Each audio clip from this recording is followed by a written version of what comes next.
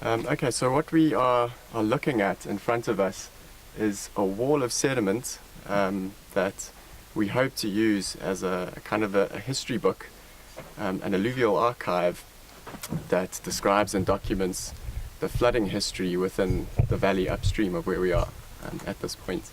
So at some point in the history of this area, the whole of the valley floor over here would have been covered by this thick accumulation of sediment that we see that's been exposed probably by the most recent severe flood event.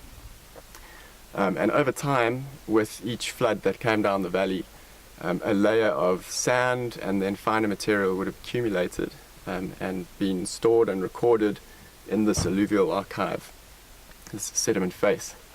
And the way that we identify each one of these discrete individual flood event layers is by looking at the particle size of the sediment within the face. So I'm just going to run the spade down the face, and you should be able to hear more of a scratching sound when I encounter a layer of sand.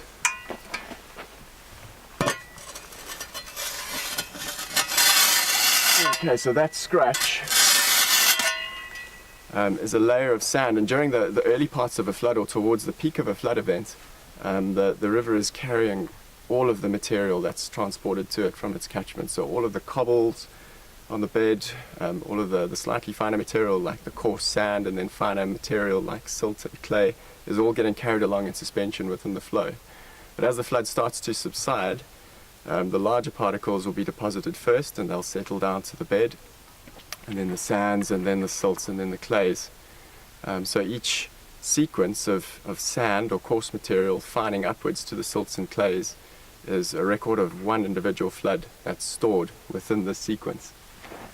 And if we want to use this record to reconstruct the flood history of the area, we can use a technique called luminescence dating, which uses grains of sand to determine the burial age of the material.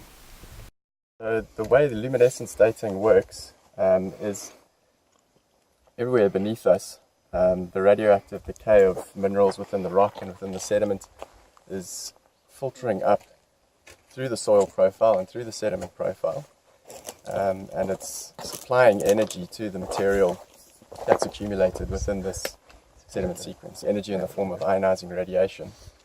And individual grains of sand, quartz or feldspar have small impurities in the crystal lattice that can trap some of this energy that's filtering up through the sediment from the rock and from the soil underneath. And the amount of energy that it stores and traps in these little imperfections in the crystal lattice is proportional to the length of time for which a layer of sediment has been buried and been shut out from exposure to sunlight. So when this material is getting transported in the river downstream during a flood event, the hope is that it will be exposed to sunlight, and when it's exposed to sunlight, it gets bleached in energy terms. So the electrons are woken up inside the crystal lattice, and they leave the crystal lattice and they leave those spaces.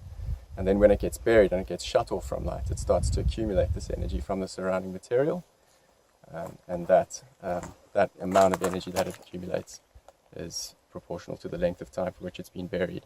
So if we take samples, as we've done in the face, we've hammered in these aluminium tubes into the sand lenses within the face, and just smack those in.